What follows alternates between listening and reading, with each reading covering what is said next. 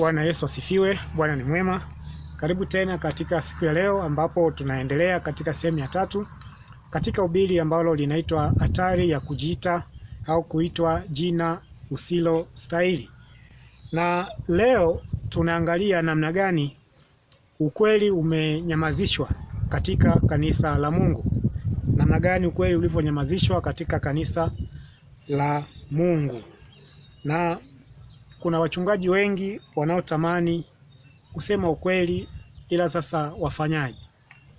Unapojifunza kwenye kitabu cha Pambano Kuu, ukurasa 468, ukurasa wa 468, neno la Mungu linasema ile haya ya pili, nasema Waprotestanti wamegeuzwa na kuvurugwa, kuchezewa na kulainishwa kwa hila na ufadhili wa Kikatoliki.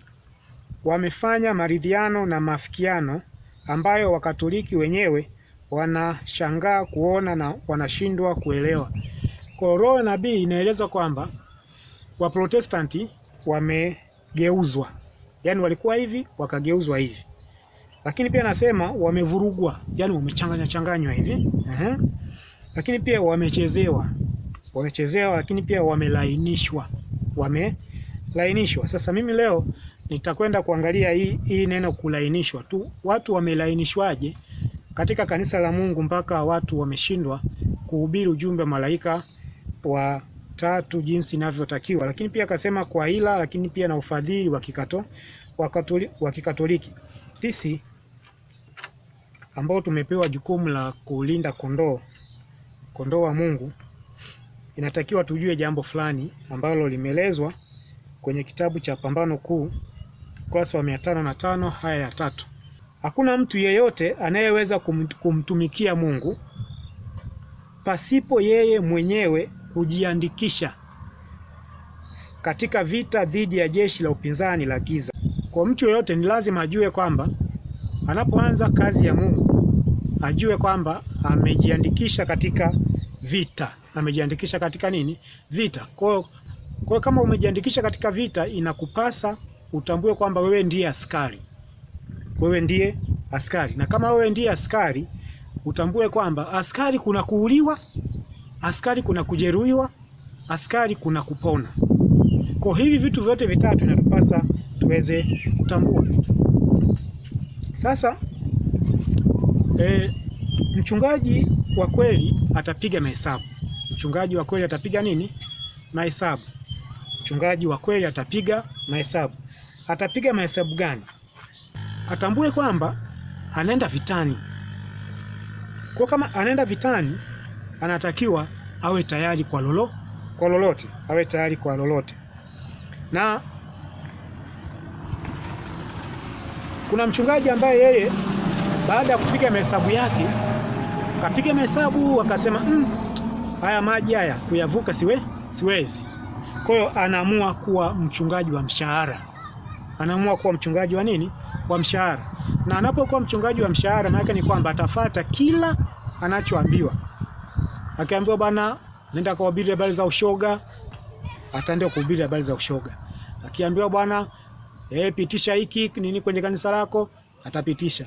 Ndio maana ukisoma kwenye kitabu cha Yohana sura ya 10, fungu la 12 na 13 anasema mtu wa mshahara wala si mchungaji, ambaye kondoo si mali yake. Umeona mbwa mwitu anakuja akawacha kondoo na kukimbia, na mbwa mwitu huwakamata na kuwatawanya. 13. Yule ukimbia kwa kuwa ni mtu wa mshahara. Ni kwamba kuna mchungaji ambaye yeye ataona kwamba haya mambo ni magumu, mimi heri tu nikae nifanye wajibu wangu ninaoelekezwa. Kwa yeye atafuata yale ambao anaelekezwa na wakubwa wake. Haijalishi yanapingana na Mungu au hayapingani na nani? Na Mungu. Lakini pia mchungaji mwingine atapiga mahesabu, atasema hii vita inahitaji nijitoe kweli kafara. Inatakiwa niwe mtu wa maombi, niwe mtu wa kusoma sana Biblia, niwe mtu wa kusoma sana vitabu vya roho nabii. ili niweze kufanya kazi ya Mungu ipasavyo. Sasa huyu ndiye mchungaji wa kweli. huyu ndio mchungaji wa kweli. Na huyu mchungaji wa kweli baada ya kupiga mahesabu yake atahesabu gharama, kwamba hii gharama kuna kifo, lakini pia kuna nini? Kuna uzima.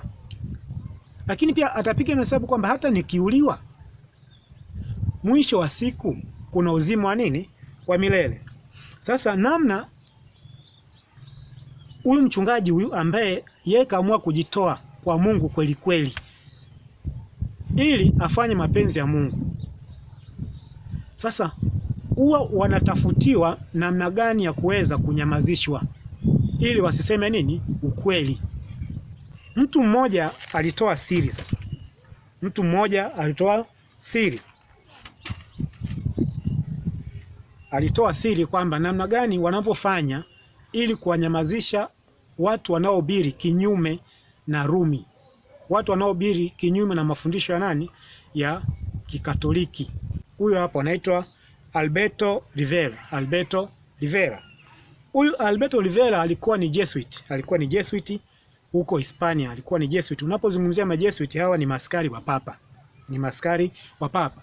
Alikuwa Jesuit toka 1955 mpaka 1967. Kwa hiyo yeye ndo akatoa siri namna gani alivyokuwa anafanya ili kuwanyamazisha wale wahubiri wanaohubiri kinyume na nani? Na Rumi. Katika gazeti ambalo linaitwa Houston Chronicle la Machi 1, 1994. Gazeti hilo hapo unaweza ukalitafuta na wewe ukasoma zaidi. Na kitabu chake kingine kinachoitwa Alberto Rivera Alberto Volume 1 Los Angeles Chic Publication ya 1995 peji ya 8. Hiyo hapo kwenye screen yako. Sawa? Anaeleza namna gani mbinu ambazo alikuwa anatumia ili kuwanyamazisha wanaohubiri kinyume na Rumi. Njia ya kwanza anasema kuharibu jina lake. Njia ya kwanza ni kuharibu jina lake, kuchafua jina lake. Anaeleza alikuwa anachafua jina lake, jina la mhubiri wa kweli, kwa kupandikiza wenda madawa ya kulevya kwa huyu mtu, wenda kwenye bigi lake au sehemu yoyote ambayo huyu mtu anaweza akapatikana na hayo madawa ya kulevya. Kwa akishapatikana na madawa ya kulevya, maana kwamba yeye anakuwa na kesi na serikali. Kwa cha kwanza ni kuchafua jina lake serikalini, kumgombanisha na nani? Na serikali. Kwa serikali ukishagombana nayo, serikali watakutangaza kwamba huyu ni muuza madawa kulevya.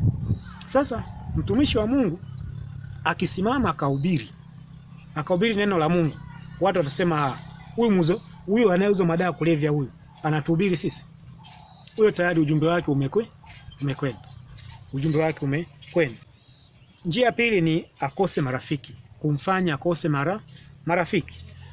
Huyo mtu anaeleza kwamba walikuwa wanaandika barua, na wakishaandika barua, hii barua inakuwa imejumuisha mambo yafuatayo. Kwanza, waonyeshe kwamba kwenye hiyo barua waonyeshe kwamba huyu mchungaji au huyu mhubiri analeta migogoro kanisani. Huyu mchungaji au mhubiri analeta migogoro kanisani. Lakini pia jambo lingine, waonyeshe kwamba huyu mchungaji ana upendo na washiriki, ana umoja na washiriki.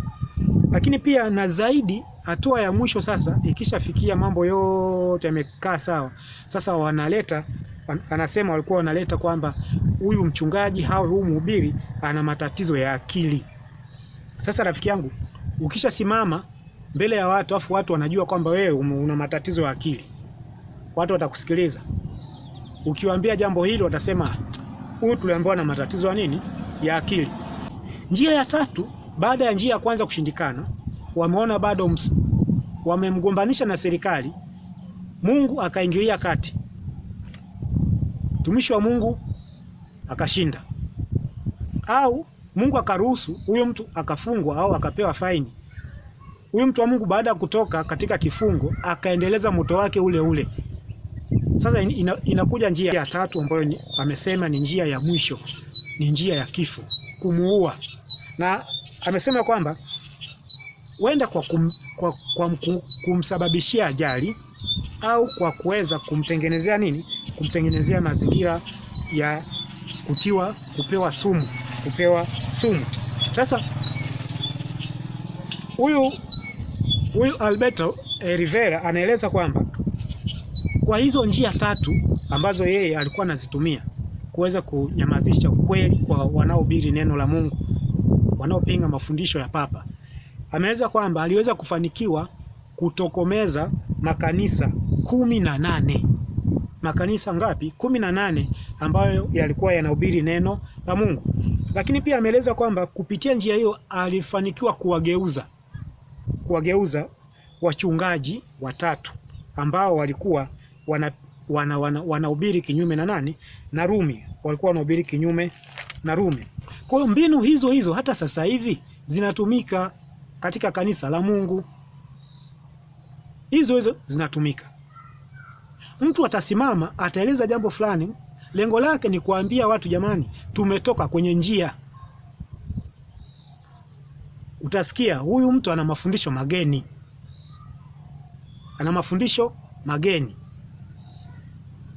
Ana upendo na washiriki. Ana upendo. Lakini pia saa nyingine huwa watu wanasema huyu mchungaji au nani kaanzisha kanisa lake.